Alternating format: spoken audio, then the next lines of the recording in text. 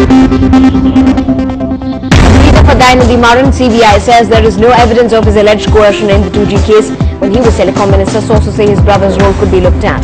Meanwhile, Maran's grand uncle M. Karunanidhi reacts to what he calls as conflicting versions by the CBI as he adopts a wait-and-watch approach.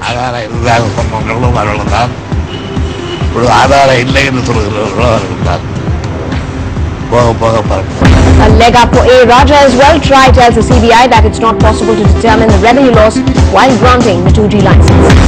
In the mysterious death of an IIT, and even as his brother suggests that no traces of poison were found, police confirm that he died due to poisoning. No trace of a suicide note either. He has a contusion at the back of his head, and there is no poison or anything has been found in his stomach.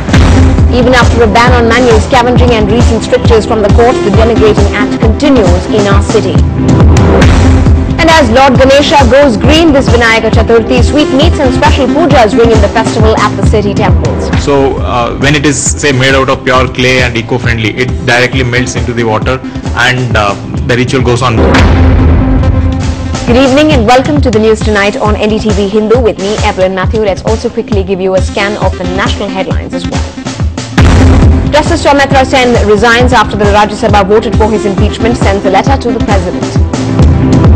The Home Minister says the CBI should probe the killing of RTI activist Shaila Masood as the police question BJP MP Tarun Vijay. The Enforcement Directorate registered foreign exchange violation case against Yoga Guru Baba Ramdev and his trust. His Scottish Island will also be probed. As Sports Minister Ajay Makhan puts his foot down on the sports bill, his senior colleague Farooq Abdullah hits out at him. And Pranab Mukherjee tells NDTV that the Prime Minister and the Home Minister have answered all questions on why Hazare was arrested.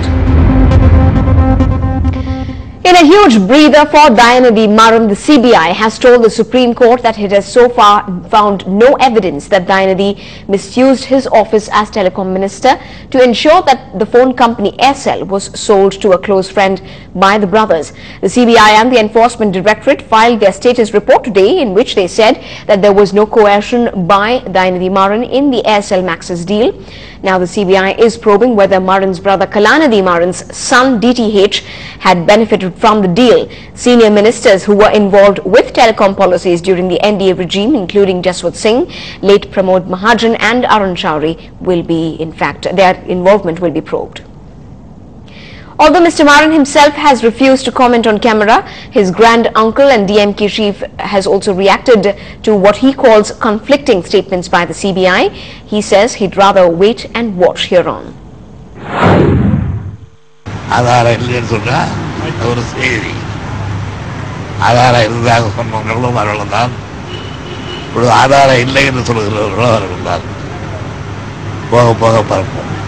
Meanwhile, the former telecom minister A. Raja has just got a major leg up in his defense. TRI has now said that Mr. Raja followed government policy and that it's not possible to ascertain the exact quantum of revenue loss that may have occurred while granting the 2G licenses.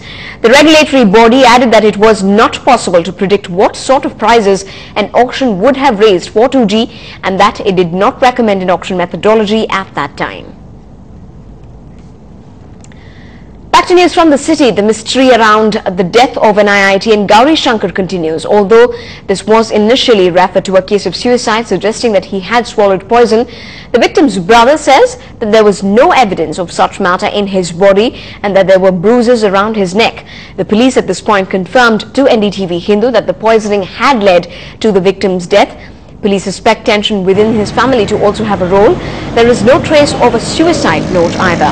The post-mortem examination of the victim was conducted earlier today and some of the samples have been sent for further investigation to the forensic labs.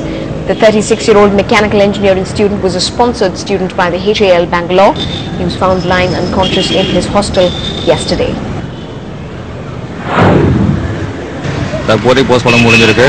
இதுவரைக்கு கொடுத்த report பிரகாரம் எந்த ஒரு தவறும் இல்லை. வாந்தி எடுத்ததால் இறப்பிற்கான காரணம் சொல்லியிருக்காங்க. அவ்வளவுதான். Report says that he has a contusion at the back of his head and there is no poison or anything has been found in his stomach, and further analysis will be done in the further two more weeks, and that's what the postmortem report has been saying.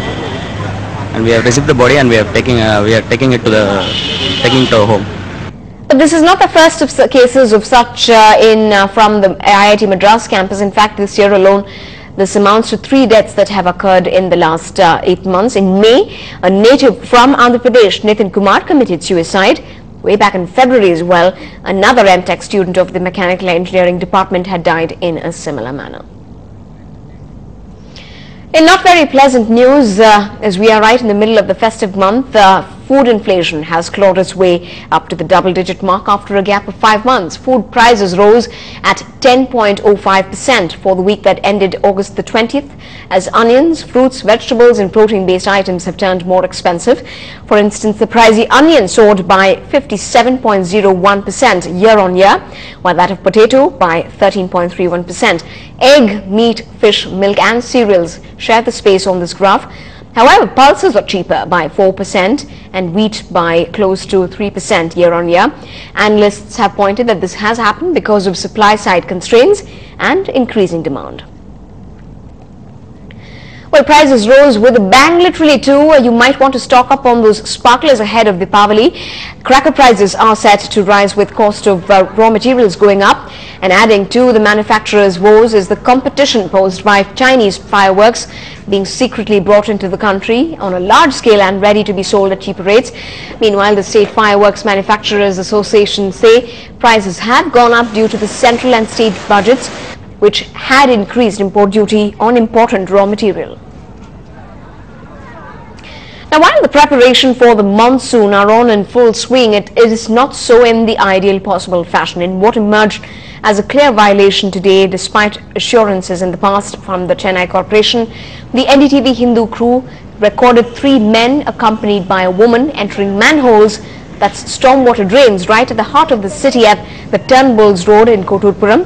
Even with the judiciary stepping in against this heinous act, it continues appallingly. Now, if Chennai city is known for its sari collection, while fake work and designs also prevail with the same pomposity, Co-optex has alleged that major textile showrooms in the state are violating the centre's guidelines by selling silk saris woven from power looms, whereas silk saris should ideally be woven only on hand looms. There are allegations that many of the showrooms in the state itself were using fake filigrees.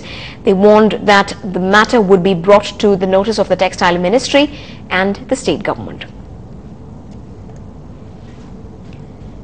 Up ahead on the bulletin, on Vinayaka Chaturthi, keep your diet plans aside. We tempt your taste buds with the biggest korikata you would have ever seen.